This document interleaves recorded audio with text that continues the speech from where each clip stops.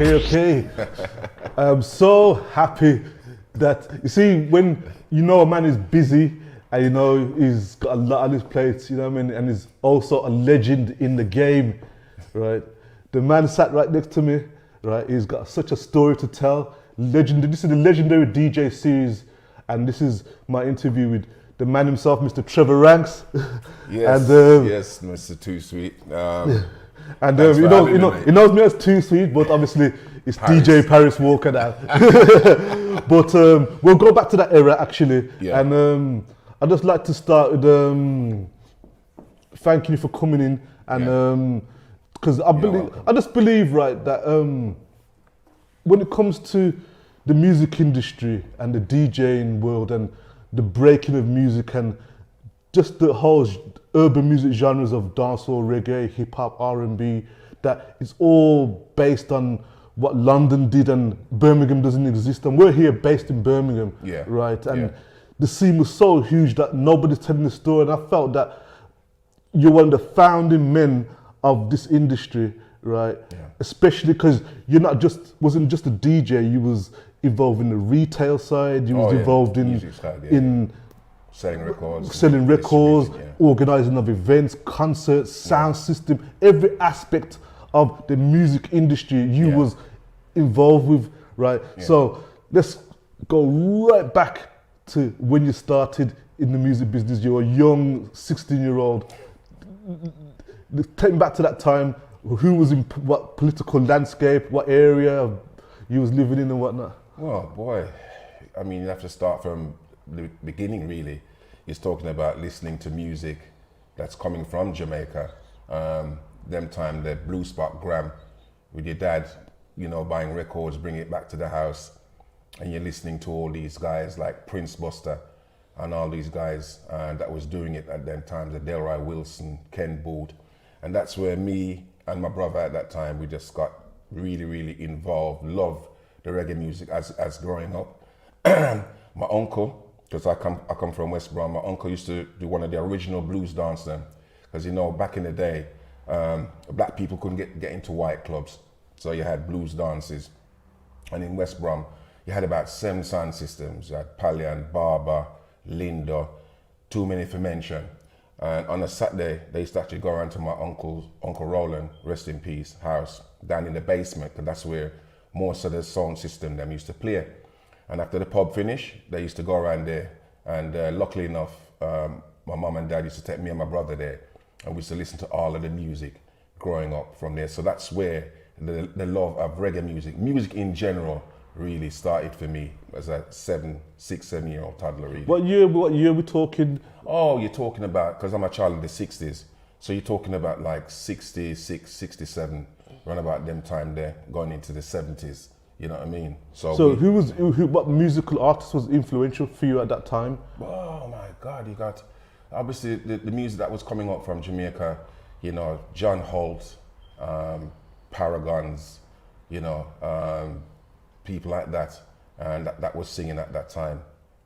Prince Buster, like I said, you know, the original Scare days, coming up to Rocksteady and stuff like that. So those guys was very, very influential in the music that I was listening to.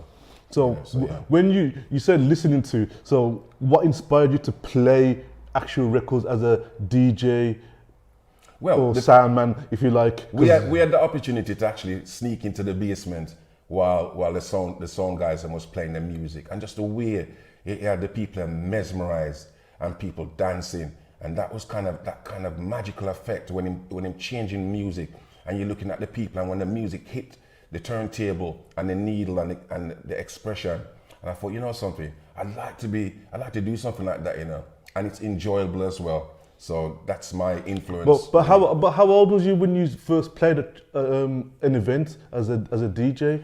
Boy, this is going back to, we used to have school discos. Well, yeah, we used to have school discos, and there's a song called, as a kid growing up, we had a song called Heavy Duty. That was come off, we got that name from Joe Gibbs, one of Joe Gibbs' label. And we was invited by our English teacher, Mr. Packwood, to, because he used to play there. So we said, you know, why can't we play as well? So he said, bring your sound. So that was the first time we played there, played out. And yeah, it was heavy duty. Me and my mates from school, about 6 or 7 of us. Big up George Joseph, rest in peace, Tubbies. Yeah, me and Tubbies worked further on with Love International, but we'll get back to that. But that was the first time we actually played out as a sound system, was heavy duty. Heavy duty. Yeah. What year was that? That year was probably about 78, 77, 78, wow. Yeah. Wow. Long time, man, long time, Paris, long time. So, yeah, that was my first time I actually played in public. You know what I mean? So, yeah, 77. School disco.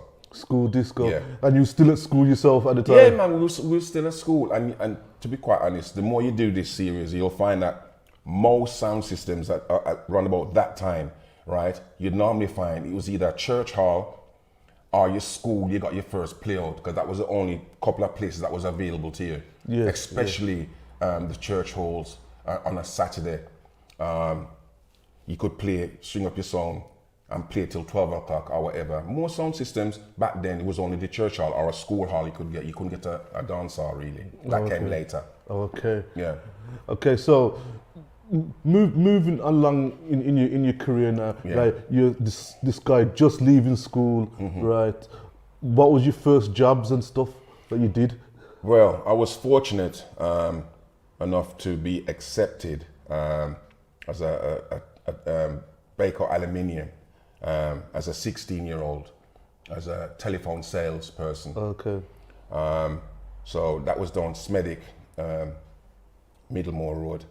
I had some really good times there. I had a really big black country accent. Okay. Right. Yeah. Yam. So yam country. Okay. So what they did for me, obviously because they liked me, they sent me to Wales for elocution lessons. Wow, I never knew you had elocution. Yeah. So I had elocution lessons. Spent 2 weeks in Wales having elocution lessons, so I could answer the telephone properly and stuff. So people always say, "Oh, your voice, this, that, and that." Well, it's elocution lessons actually. So I was learned to speak properly. Had to pronounce syllables and pronunciations and stuff like that. So they invested in me. And again, I was blessed because I used to play football. And quite briefly, I was at West Brom for a few I think it was about six months trial. I think I was there. Lucky enough to play in the quarterfinals of a FA Youth Cup against and a couple of guys I'm still friends with now.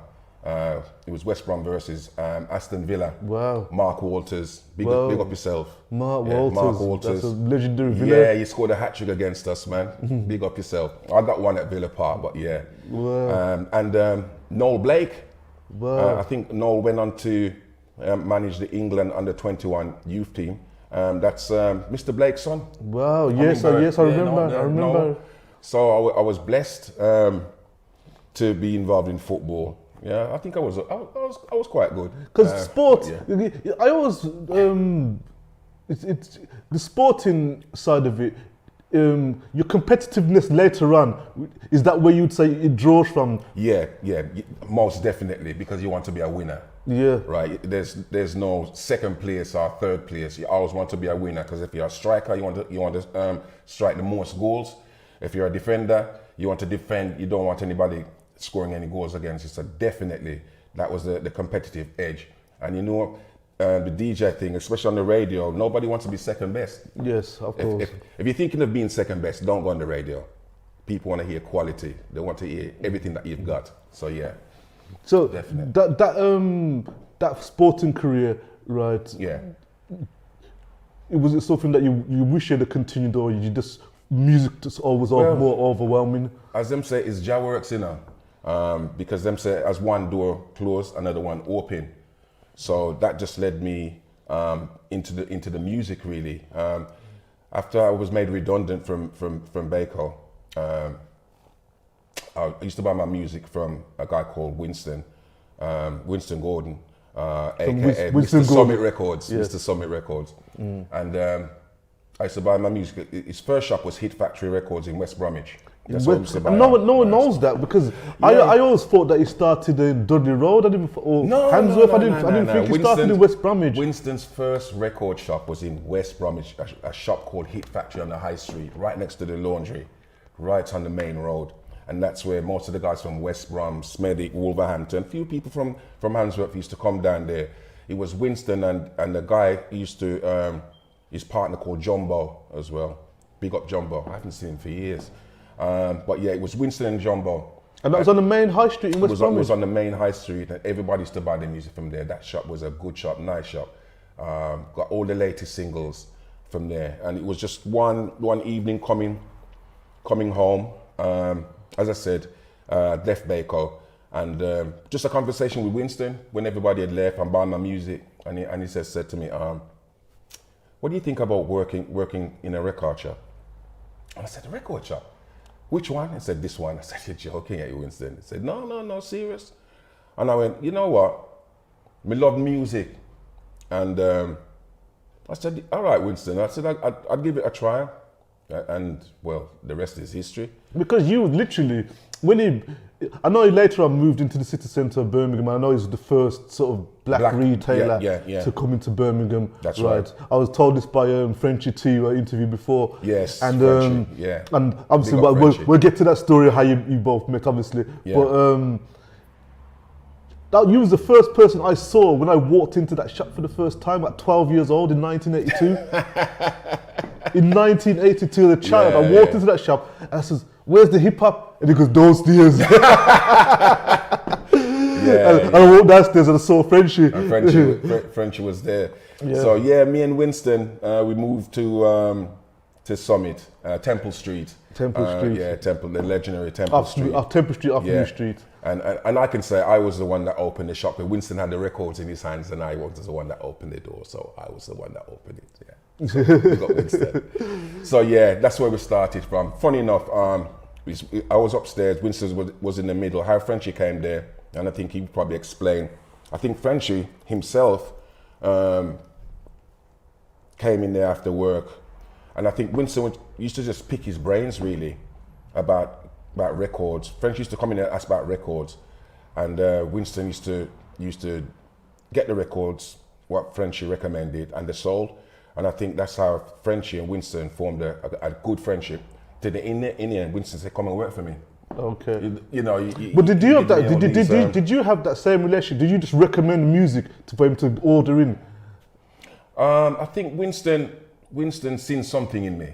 I used to ask for music as well, and obviously. Because we have to bear in mind as well. We have to bear in mind that the music what you guys was ordering in literally dictated the music scene in Birmingham at that point in time, because DJs were literally coming to you or Don Christie's for this music and playing it to the masses at that point in time. Yeah. So it was your recommendation, your influence, right, before Instagram, your influence that literally got this music to DJs. Yeah. You know what I mean? Yeah. Obviously, when Winston used to go and buy the records from Jetstar, this, that, and the other, obviously me and Frenchie had the input.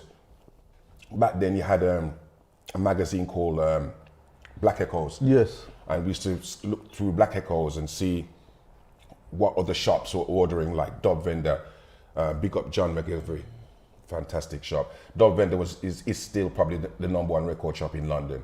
So we kind of model ourselves of Dub Vendor. So when we used to look for this thing, we said, Winston, get this, get that, get this, that looks popular, that looks popular.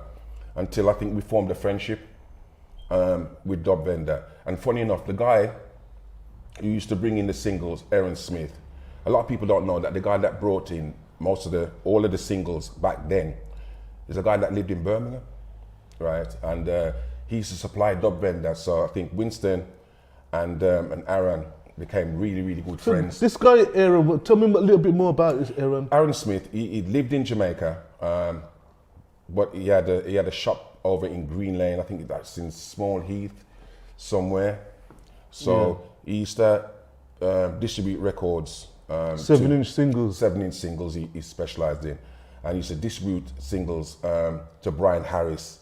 He used to have a shop on Grove Lane. And I think he used to distribute as well some to Don Christie. Okay. And then he started, I think he may have started distributing to London. So you're telling me, right, because this is very important, Yeah. right? The music coming in from Jamaica, the capital of reggae music, the source, the music was coming to Birmingham first before London. He was coming to Birmingham. Aaron used to bring all the singles them here. And most of the, because if you notice, with most of the selection that we've got here, a lot of the sound systems in Birmingham have got more revived tunes than London, you know. Yeah, because what I used to notice about when I used to go to London as a child, right, is, and I used to listen to the radio, I said, but they're behind us.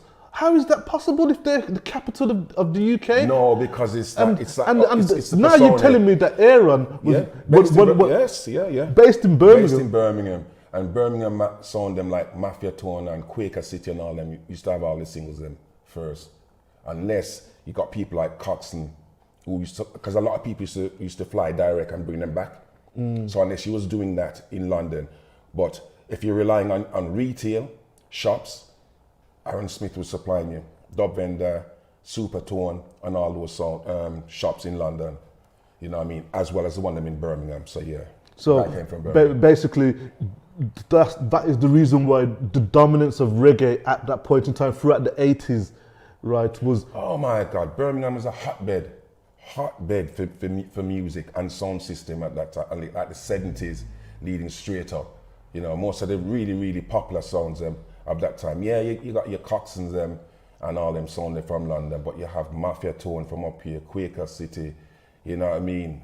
Because you personally have sold thousands upon thousands of records retail, right? You've not just played records, you sold thousands upon to DJs and people who just love reggae music and music generally from Summit Records at that point in time. And I know you went to other record shops like Direct Link Night Generation and Dance Rock and a few other record shops over the years. But Summit was where you was really known for. Yeah. And two different stints, because I went back to Summit. The DJing, when did the serious DJing really kind of spawn from there, really? You mean like the radio? Well, the sound system side. Right, the sound system side. Obviously, because you come from obviously the Birmingham's legendary Love Inting International. Yeah. Right. And how that came about is funny enough. Is me and Frenchie back then we used to get invited to play. You know, people wanted us to play like Maximilians, Romeo and Juliet's. So because you worked in the shop together, you just formed a crew? Yeah, I brought the reggae, he brought the soul, which was understandable. So we had gigs at Powerhouse in Locarno. Wow. And on a Saturday night. But we didn't have a sound system. We didn't have the equipment. And we didn't have a name. So the first gig I think we played was Maximilians. And back then you had gigs during the week, like on a Monday night, packed out. Wow. And you know that the Summit Duo was playing, but we didn't really have a name. And it was a soul label, an import label we got our name from, Love International. I was like, yeah, that's a good name. So we used it. But like I said, we didn't have a sound system. So what came about, we had a collaboration with my friends from West Bromwich called they had a song called Flabber. And we spoke and we agreed, you've got the equipment, we've got the name, just join together and see what we can do. And that's how Love International really came about. Wow. Yeah, man. And naming the members of Love International that time when you when you formed. The members was myself, Frenchie was in there originally. The late Tobbies was in there, Flabo, Buzzrock, Festus, Demos, Caesar, too many to mention. Okay. Yeah, but that was the original Love International crew, and then later on you had Penny Irie, Gold Teeth, Riley. Right. I want to take you to some of the events that you used to play during that time as Love International, right? You did a lot of house, what so-called house blues parties, right? You was more, you guys was literally, you put an event on the radio. We'll cover the radio in a short while, but you put an event on the radio, and on say the Friday and the Saturday is absolutely packed, and there's the whole street roadblocked. Well, I tell you what, the power of the radio. I remember one night, we had an advertisement on the radio. It was playing at the Friday night, and because it used to be like Friday, Saturday, probably sometimes Sunday, but on a Friday and Saturday, and the venue changed three times during my 3-hour show, 3 times. Wow! You had to get a house in it, and obviously if the police found out, they had to lock it down. 3 different venues, and by the 3rd venue, by the time my program finished, people reached that venue packed out that Friday night. That's the power of radio. Now, I wouldn't, even though radio is powerful, I wouldn't just put it down to radio, because a man like yourself now, being a selector, right? I always believe this, you can give a DJ all the records in the world, but if you can't select them, right, is not, what made you special? Because you see, when you was playing the music, when you was playing, right, you had this magnetic draw to you, which nobody could explain. You actually sparked the rivalry in DJing, right? And I don't know whether it came from the record shop of the music you were selling, or because you knew the music better than anybody else, but you have to explain a little bit. I know you don't want to give away your secret, but what was it that gave you that draw? Because like people class certain DJs and say, oh, he's in a 90 DJ, he's a DJ, he's technically good, he's okay, this guy just can't select. But Trevor Ranks was a 90 DJ. How did you get that? Just natural ability in it, natural ability and the love of the music.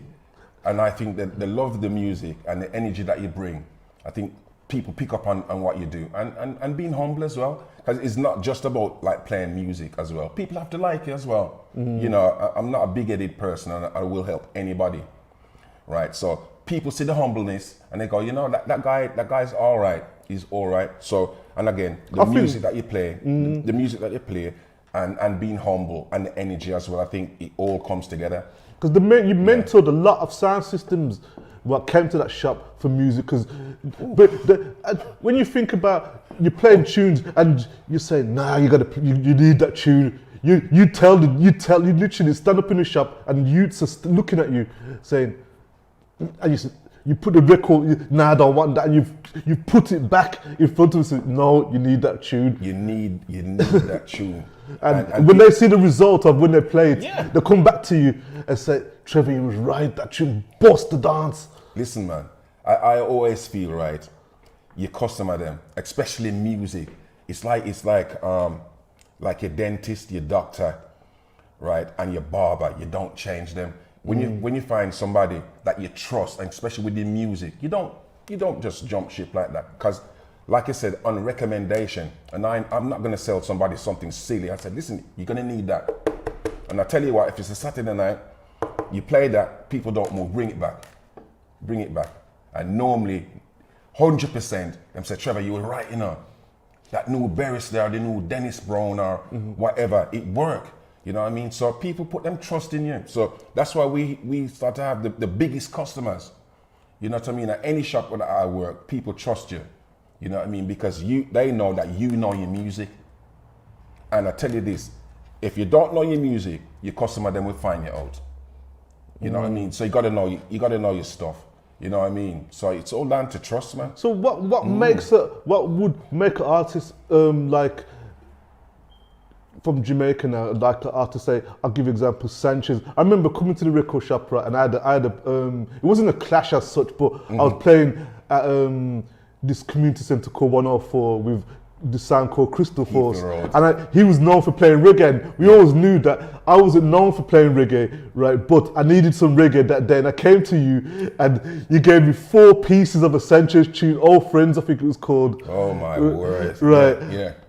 And I used that. I needed something to counteract because I knew he was going to play certain music, which would really wipe the floor with me, right? And I wouldn't be able to switch on my music again for the rest of the night if I didn't come back with something. But I come to you that day, and you recommended these pieces of this rhythm track, and Sanchez with the top piece, All Friends, and we played that. Right, and it did that, and I come back to the next day, and it was like, from that, it changed my whole style of music, right? Yeah. That sort of mentoring, right, was that something that you think contributed to Birmingham's success in the dancehall field generally? Yeah, well, most definitely. You're a record shop person, right? And especially if you're playing old. You need that kind of advice. He's like a mentor as well. You know what I mean? Somebody coming to, like you said, that you needed some reggae. I said, listen, you're gonna need those. You play those, you're gonna be in a good space anytime in that dance there. Right? Was I right? Was I right? Yeah, he was right. Okay. He was right. Yeah. And that's the thing, is understanding the music, understanding how to select. You know what I mean? No one can really teach you how to select, really. No, that's something that's inbred in you. You know what I mean? That has to be natural. Somebody can't just teach you to put on a record or a combination. That's got to be natural. You have to have that kind of ability, definitely. So, with that in mind now, going on to this, your mentoring, your success as a sound system DJ brought you, because we haven't even got to the explosion part yet of when you come onto radio, right? But how did that come about with the radio? Your first radio shows? Oh my word. Well, I think Cecil Morris initially he wanted to do a radio Cecil station. Morris from PCRL. PCRL. He wanted to do a radio station for the community, and I think his first got it. I think it was me, Frenchie. I think it was Stones. I don't know if BJ was there. I think there was four of us. His initial start. And he tried it for a bit, then I left, and then I came back properly in 1985. I think he tried to have a go, I think possibly 84. Then I came back 85, I do believe. And it was a slot, I had a graveyard shift slot. If anybody doesn't know. A graveyard, what? I mean, like midnight till 3? No. 3 till 6. 3 till 6 in the 3 morning. till 6 in the morning. Proper graveyard shift. So anyway, I went up there with all these new music, and people were complaining that I'm keeping them up. They can't go to work and they can't sleep, right? Because the music's so nice, and it's all the latest stuff, and plus you're coming with all the news. So I think after about 3 or 4 goes of the morning shift, Cecil come to me and goes, no, you can't do that 3 till 6. We have to get you a slot. And funny enough, a slot came up, and it was 9 till 12 on a Friday. I'm not sure who had left or who had been moved. I think Orlando M was there, somebody like that. Yeah, somebody like Orlando, big up Orlando, whoever you're the big radio DJ. But somebody had left on for that Friday slot. So Cecil asked me if I wanted to take that slot. So I said, yeah, it's better than the 3 till 6. He goes, oh, no, you're still going to do your 3 till 6. I went, all right. So he gave me the 9 till 12. So I didn't have a name for it. He said, you got to come up with a name, because everybody's got a name for them shows. So I said, all right, cool. And I said, it's Friday. Could be Friday night jamboree, Friday night juggling. And then I said, Friday night special. And I said, yeah, man, Friday night special, that sound good, you know. So I went back to Cecil and I said, yeah, I'll do the show. And I've got a name for the show. It's called the Friday night special. And Cecil goes, yeah, that sounds good. And from there, everything is history. It just took off from the first show. Just went up there. Because one of the key things of the Friday night special for me was that you played brand new music released that week, right? And it inspires me for the way I play hip hop and R&B, right? But what would happen is the following Saturday morning, right, where you worked in Summit, right, it was packed, and everybody wants those tracks first and foremost. And it was literally a bidding war for certain tracks, there's only 2 left of this Buju Banton. You know what I mean? Yeah. Literally. It was hectic. It was hectic. Did you ever get accused of being biased towards various sound systems? And because know what? Funny enough. Say that you gave this man this tune, and because he got it, he can't get it. Never. And at some point, especially at Summit as well, and directly, because music was physical copies. It wasn't downloads or unlimited amount. It was physical copies. Everybody got their share. I remember at Direct Link. I remember one night, Aaron come with a late selection, and the shop was packed, and it was the hot single that come that night, and everybody was playing at the shop was packed, was My Prerogative by Sanchez. Wow. And every sound man got a copy. Everybody that was in there got a copy, and that track there blew up the same night, Yes. And imagine, you got 13, 14 sound systems playing up right across the area, and that one tune blew up the place. And like I said, there was no downloads or anything that you had to have the physical copy of a record. You had to make your way to a record shop, stand in the queue. You got your pile in front of you, and you're putting your hand up, this, that, and there, and the record man, putting the singles out. You had to physically go and get those records. And I think what's missing now is that kind of socializing with fellow radio DJs. Or sound, you got all sound interaction. And that was like a central hub. If you're organizing something, like if me and you have 2 songs, say, what are you doing next week? I've got a place. And that's how you say, all right then, we're going to use that place, me, you play, and we split the money, this, that, and the other. It was like a central hub, but most of the dances them were planned in record shops. Yes, that's in record shops. There was no phone call, and it was actually in record shops. So most of the dances in Birmingham, if not all, was in record shops. Because back then, your show ignited the scene, the rivalry of DJs amongst, and like, one thing is the a man got to me, oh, you can't play that night. Like, when we were trying to sort out a date for an event, Love International playing, man, you're not gonna get no crowd. Wasafa's playing, don't put your dance on that date, because these guys, and it was true, because if you guys was playing out, that wherever you was playing, whether it be at a community centre, a club, it'd be road blocked. Yeah. You know what I mean? Packed out, sold out events.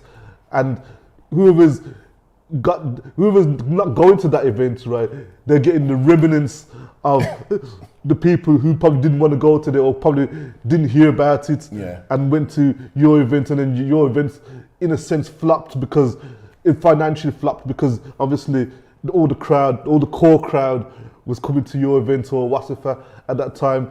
Was that a thing for you guys? Did you ever reckon that? Because it did spark people. There was a gangster time where people tried to lock off events because they knew that if you played.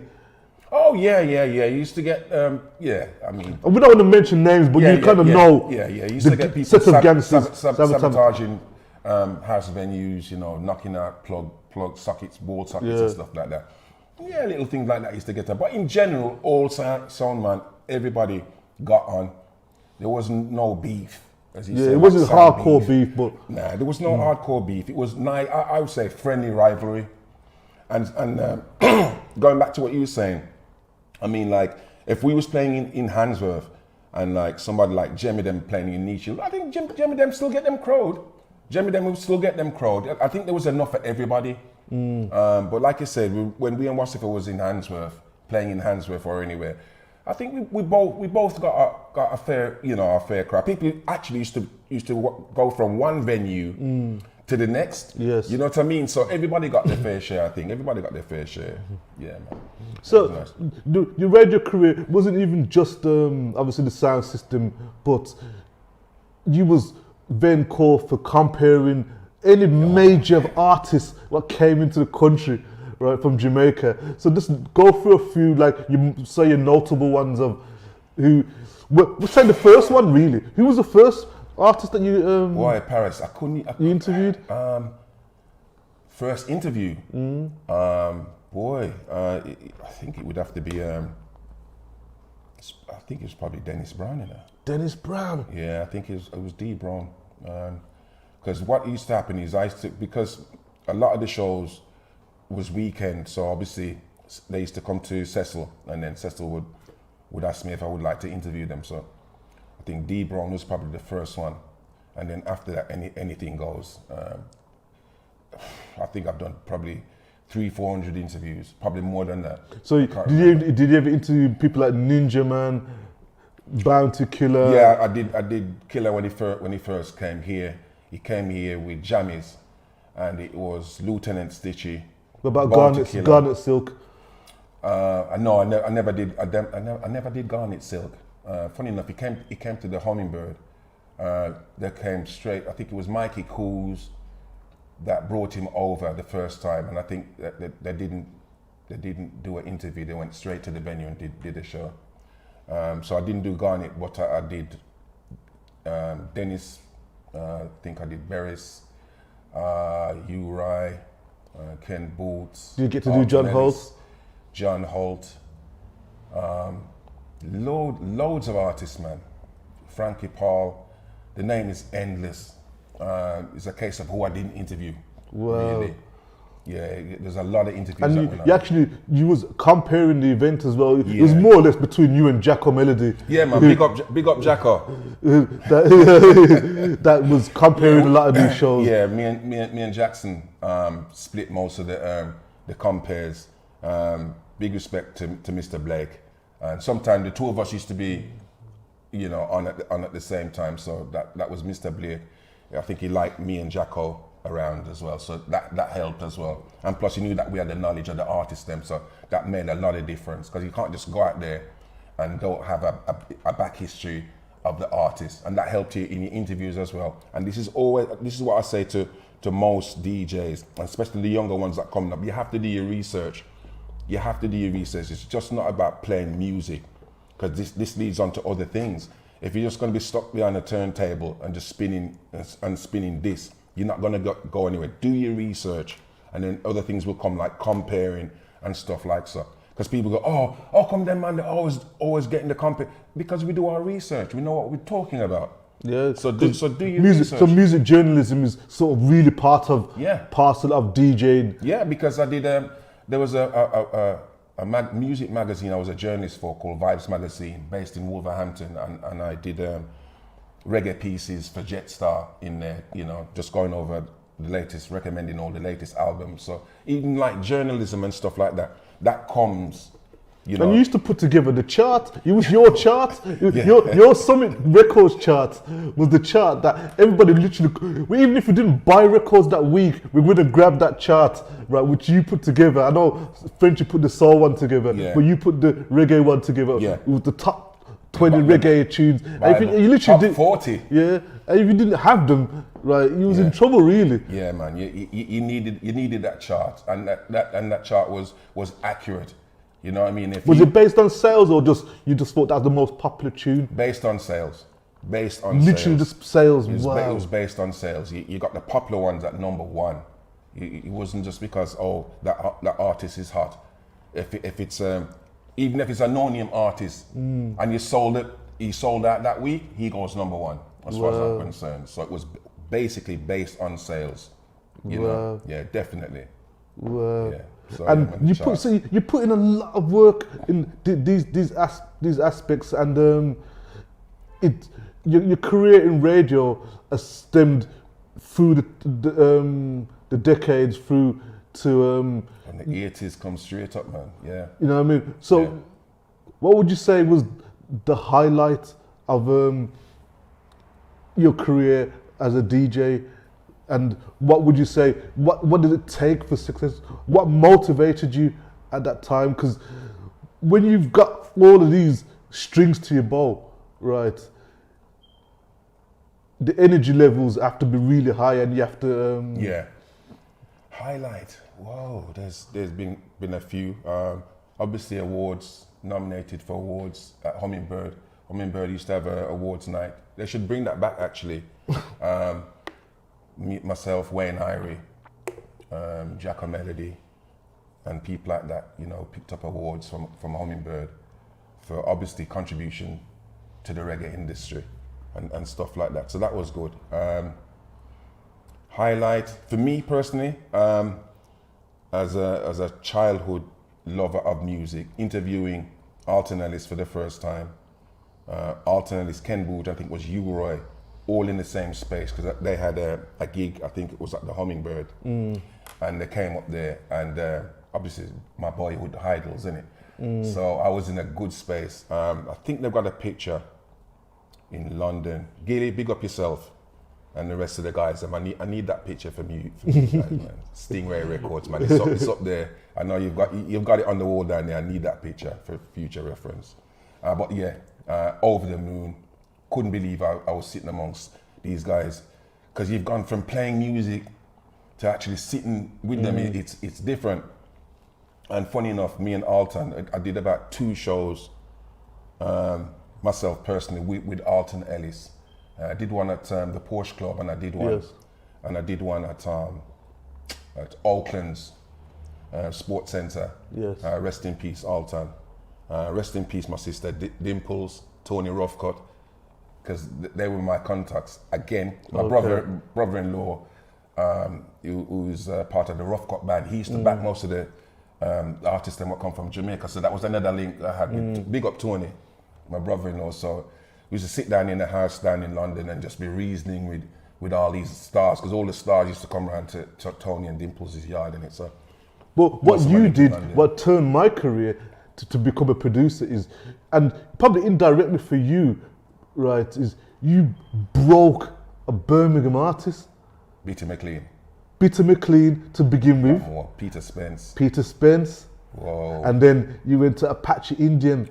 Now these guys, I don't know, I think they owe their career to Trevor Ranks, right? Maybe I have to say that because it wouldn't be right for Trevor to say it, you know what I mean? But I believe from the impact of the way he promoted those records and the way these artists got gigs as a result, you know what I mean?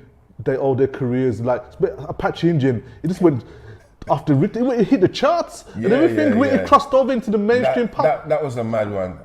Would you ever imagine that would have happened? I was at Direct Link, and we was packing up one night, and I was sorting out my music to go on the radio, and guy come through the door in his overalls. You can tell he just come from work with what we call dub plate, acetate. And he goes, Trevor Ranks, and it was me and Paul in there, and I go, yeah? He goes, I want you to play this on the radio tonight. I said, you want me to play this on the radio? And I'm looking at him, he's Asian. So I said, oh, okay, cool. So I put it on and listened to it, and I heard the Bangra beat start. Bangra beat came on, and it was the Bangra. And then when the reggae dropped, I went, wow, this is different, man. This is different. And he goes, can you play it? I go, yeah, I'll play it. I said, who are you? He said, I call myself Apache Indian. I said, oh, Apache Indian. Okay, so bang, Friday night special. Halfway through it, I said, I got a dub plate. I got to play this dub plate. Big up Apache Indian, wherever you're there, blah, blah, blah. Gave it the intro and put it on. Bang! Phone lines went mad. Yeah. And I think Cecil must have called me and said, who's that? I said, it's a guy called Apache Indian, dub plate. So I played this for a few weeks. The 3rd week, I think he got signed to Ireland, and then it just flew into the charts. Just like that. And the tune was Move It Over India. Yeah, Move It Over India. And the momentum. When I say, like, people always talk about promotion, right? Yeah. Right. Momentum on that record was incredible. Yeah. You know what I mean? Yeah. And I even remember with the Bitter McLean record as well. Yeah, it's raining, same because thing. that charted too. Yeah. That went into the mainstream chart. BT came to the shop and he had the white labels. We're selling white labels, and he said, you know, Trev, can you play this with me? Blah, blah, blah. I said, yeah, man. I played it. You know, big people stuff, you know. It's raining. I said, yeah, because it's not just like for the youngsters. The one with the Friday night special, we used to play big people music as well, you know what I mean? Proper big people music. So I like this. It's kind of different. It's a Fox Domino rendition, and the guy handled it nice. Big up Delray. And again, we played it on the radio, and bang, into the charts. He got signed to Brilliant Records, and it went to #2. You know what I mean? Just like that. That's the influence. What the radio station. Yeah. Just to name a few, but those two there, millions of records sold. Yeah. Guys local boys, artists got signed to labels. Yeah. Just off the back of PCRL and that particular show. Yeah, and that's because that's one of the main reasons why I went into interviews, because people don't realize the impact, right, of what we have today, right, stemmed from that period and built what we have now. Yeah. Right, as far as the UK scene artists, like, okay, we're into this grind period at the moment with the youths, but it was reggae, lovers rock, like that track where I think you bust that tune, If I Gave My Heart to You, was it John McLean? Yeah. Right. Yeah. Was it #1 in the chart for, it must have been about 24 weeks or something? It was that long. It was just like, it was ages, I think 20 odd weeks. It just wouldn't know. It's like if any record was played, like it wasn't even like it was a playlist. Radio wasn't playlisted. It was just like people wanted to play this record every time they come on the radio. DJs differently. Yeah, Mad Professor. Yeah, John McLean, excellent singer, again. And what it did for the UK scene, and this is UK, right, in terms of artists like Philip Leo coming through, John McLean coming through, Bitty McLean coming through, Peter Spence coming through. All of a sudden you start to see a lot of the UK artists them now literally rivaling the Jamaican artists them now for radio space, which wasn't heard of before. No, it wasn't done before. And radio gave especially the UK artists them a real big injection. Because you was at the heart of this lovers rock scene. Yeah. Right. Yeah. Obviously because Love International, like we always, you never portray. One thing like with other sound systems, it was always this like roughneck hardcore image. You guys was always dressed nice, sweet boys. Like, but it wasn't like you were sweet boys. It was just you just wanted to dress good and you just wanted the thing to have class. Yeah. That's how I saw it anyway. Yeah. Would you agree with that? Well, obviously, my dad always used to say like first impression last. You want to make a good impression on people that are paying their money in it. So why are you standing there playing music, and you're not dressed properly and people are paying their money? So, you have to make an effort. And we always say, look, whether it's the way the sound looks or the personnel that's around you, we have to look smart, at all times. And it worked. People started to dress up because they see you dress up. You know what I mean? Because you guys attracted it's like we'd say the creme de la creme of people, like in terms of tax brackets, if you like, one for a better word. The city. The city. People who would not come to Handsworth, people who would not come to West Bromwich, people who wouldn't come to Winson Green for events, right? Dressing up to the nines, not going to a club, coming into a community centre to hear Trevor Ranks and Love International, Oakland's in Handsworth, Tulsa Road, hearing you guys play. Yeah, dressed to the ninepence, dressed up, man. Yeah, I think people like Josiah and all of the songs always look smart and like I said, we started to attract people that would come from town, you know what I mean, come from the city centre and come into Handsworth and West Bromwich or Ladywood or anywhere like that, dressed to the ninepence. We started to attract that kind of crowd, and it became good business after a while, big business, you know what I mean, the blues sessions and stuff like that. And playing at Oaklands as well became good business. Promoters made good money. So the promoters at this time, right? There was obviously attracted to sounds like yourself and TC Connection and Josiah Rolshire and Baders and people like that because of rockers, because of that image of dress nice, people look nice. Classic. Yes. You know what I mean?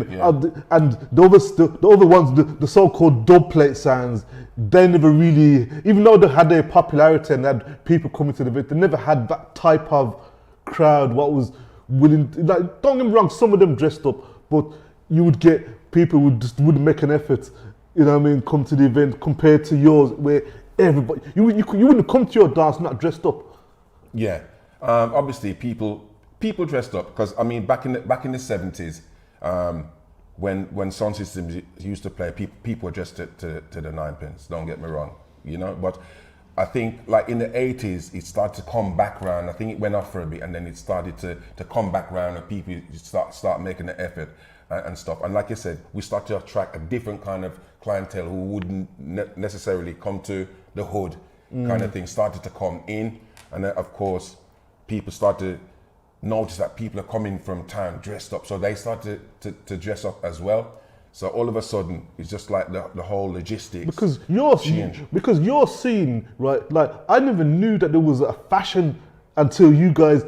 When the click suits came in and the Kangol right, and all that, right? You guys sparked. Jodeci. You know what I mean? I have to mention the fashion because you know what I mean. The click suits and the Kangol cap and all that. That was a thing that you guys started wearing these clothes, and next thing you know, it was like it sparked a whole. People, you could literally go to a tailor and you see the guy making his own brand of click suit, right? And they said, "Oh, what's this for?" "Oh, we're going to this big event. Trevor Ranks and them guys are playing." I'm like, "You actually buying a suit specially for?" Man. The clothes shops then were flourishing. There's a few clothes shops back there. I think one up Saw Road, few in Wolverhampton and stuff, and they were selling like stuff that came from America, and like I said, the Jodeci silicone. You even sparked up Hatman as well. Yeah. Oh yeah, big up Hatman as well. Yeah, man, all the latest club, right? And you know that you're going out. The shops were sold out, and if there was a big venue like Hummingbird and stuff, because people were so into like the stuff that's coming from America. Most of the you see that knock-on effect there. Yeah, because clothes. Because that to me was like the merchandising was the thing. You see, merchandising didn't. I don't think it even existed before you guys and people like Sheet Squad later on started to put branding on. Yeah, that's right. Because obviously you start to have your own T-shirts and stuff. I think Sheet Squad had their own T-shirts. People wearing Sheet Squad T-shirts and stuff. So all of a sudden you've gone into merchandising. And funny enough, what we did as well, promoters used to come to our venues with the cassettes, you know, the advertising cassettes. Yes. I think we was probably the first one to actually run an advert in the blues. Wow. You know, I think it was an advert an advert for Hummingbird. I think it was Rose, big up Rose Frank, one of the biggest promoters in Birmingham. And we played it in the blues. We took a 5-minute time out, bang, we played the advert. I think Love International was on the bill as well. So stuff like that, we started to proceed with stuff like that. It was kind of different, it was new, and people just took onto it. So yeah, man, the sound system, the radio, wow, yeah, big business. So, what do you coming into this era now? How do you see the scene progressing now? Because you got like syndication of radio shows now and DJs on different internet stations. No longer is the DJ stuck to one station. No, and you got DJs who broadcast here, broadcast in America, like Sound Chat Radio, and this whole new sound clash thing going on. How do you see reggae music developing going forward? For both here and the UK, and because like one thing what I think I was disappointed. I don't know how I feel about it, but Red Bull hosting the sound clash. How do you feel about stuff like a German company, I think what's that artist what they signed, but this international. Who's benefited? Yeah, I mean, it's... The corporates are coming in. No, the corporates are there. The corporates are there. Remember, the corporates are always there from the big record labels, from Atlantic, CBS, Virgin. They were always there. But the reggae guys were always in control. You know, the corporates was always in the background, yeah? But the reggae singers and the managers were always kind of in control. Now, Red Bull's come in, and you can see, 14,000 people at Wembley. arena, sound clash, this, that, and the other. Because even the label that Bob Marley was signed to was Island Island Records. yeah. Universal bought them, didn't they? Yeah. They bought Island Records, so that it was part of the big corporate. Their catalog, yeah. Chris Blackwell sold it to Universal. But yeah, they are there.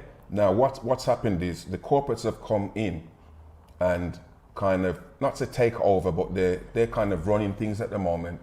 And I'm saying, you had that many promoters and producers in Jamaica, they could have all come together as a conglomerate. And then they could have been doing stuff like what Red Bull is doing at the moment, but they didn't.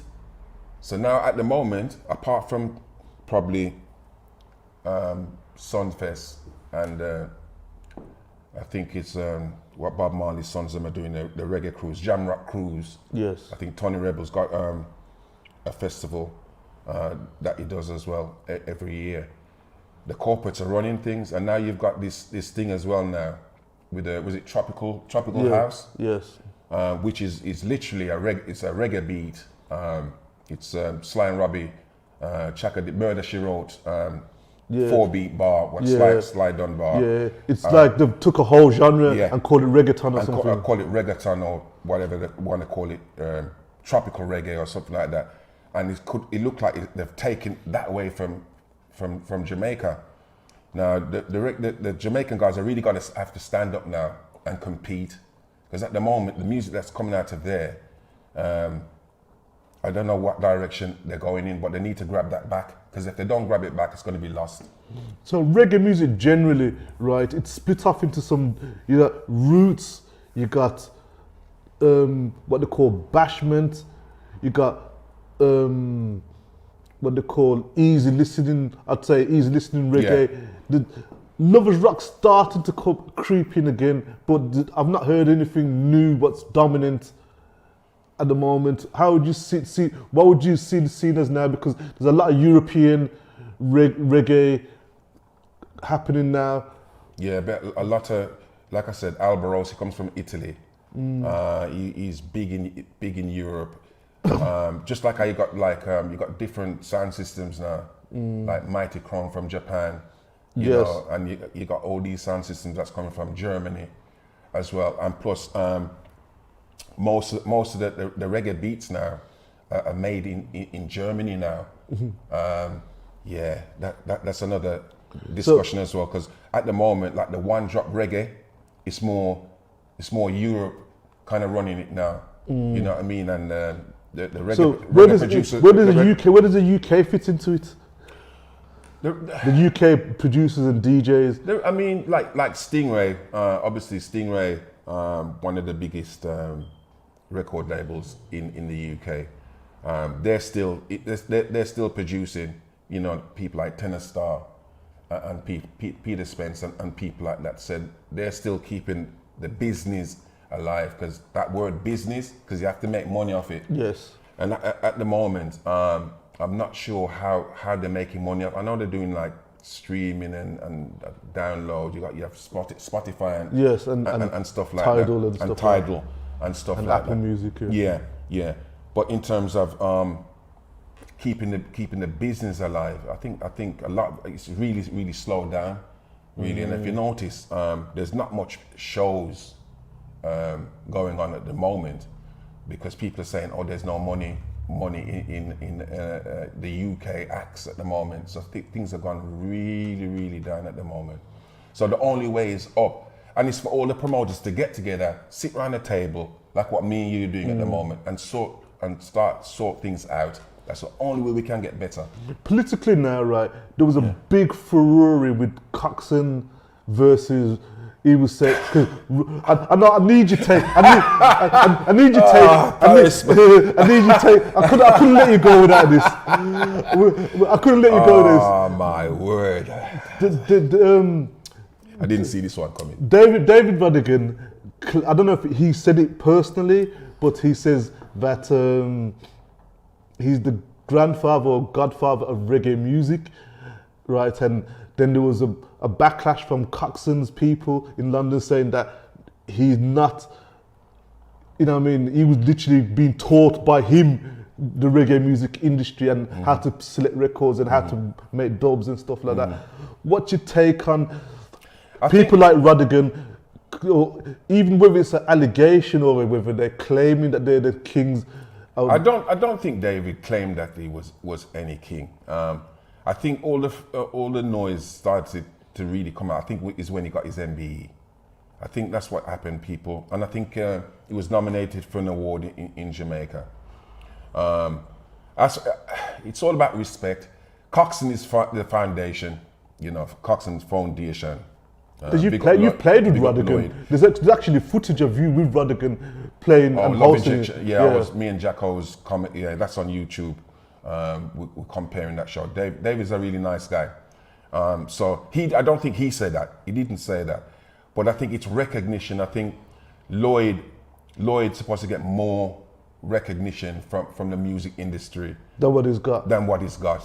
And I think that's hurt him. That's hurt him a bit, and rightly so, because he's the one, like I said, coming to a place like Birmingham in the snow in a van, bringing all your new records. Because remember, this is before radio, Yes. So the only way that you could hear a new single or something like that, or a new dub plate, is when Coxsone come to town. You know what I mean? People go out there and listening to what he's playing, and then probably go to the record shops. Well, most of the stuff weren't in the record shop. You have to wait like 4 or 5 weeks or months sometimes, especially like if he's playing stuff like Burning Spear, a whole album on acetate on dub plate. Yes. You're not hearing that till 2-3 months time. And Rodigan himself used to go to Coxsone's shows as well. So yes. I think it's the recognition what Lloyd never got. I think that's hurting him a bit. But I don't think David said that anything about he runs things. How do you see David Rodigan in this business as somebody of a different ethnicity being in reggae music? Do you see him as a participant, a guest, or how do you see him generally? How does this industry? How would you envision the industry sees him? You gotta have respect for somebody, for David, that's promoting and helping promoting our genre. So you have to respect him. You don't see color. You know what I mean? You just see somebody's work. You judge a person by his work. By his body of work. By his body of work. And David's body of work it's great. It's brilliant. He does his research. His interviews are fantastic. He puts the work in. You know what I mean? So he's a person, like I said, I don't see color. I see body of work. Yes. And his work justifies whatever rewards he gets. Just like Coxsone. Okay. Same thing. So yeah. Now, one of the things I wanted to take you back to, because we're running out of time, but with all of your work that you put into, you didn't opt to go down the dub plate route. Right, I know you've got a few specials here and there just to play party style, but it was a conscious decision not to be a dub plate type of selector. First of all, it's an expensive game. That's Winston Mexican. That's a very expensive game. I didn't want to get drawn into that. I like to entertain. So whether it's playing soca, lovers rock, soul, this, that, and the other, I like playing that genre of music. Don't get me wrong, we had a few specials, we had a few dub plates, so I didn't really want to go down that dub plate scene, because like I said, number one, it's a very expensive game. And number two, I choose not to go down there. I'd just rather, be a party song, as them say. But it's interesting to because I always really wanted to know the reason, because you had the ability as a selector. Oh God, yeah, definitely. And like I said, we had dub plates. Stingray used to give us a lot of dub plates as well. What we call pre-release. So we used to play a lot of them, like Ninja Man, Sanchez. I think we had one of the Sanchez album. We was playing that on the sound system for about 2 months before it came out. So we had all those dub plates, but dub for dub and stuff like that. Yeah, it's an expensive game. You have to have a lot of money.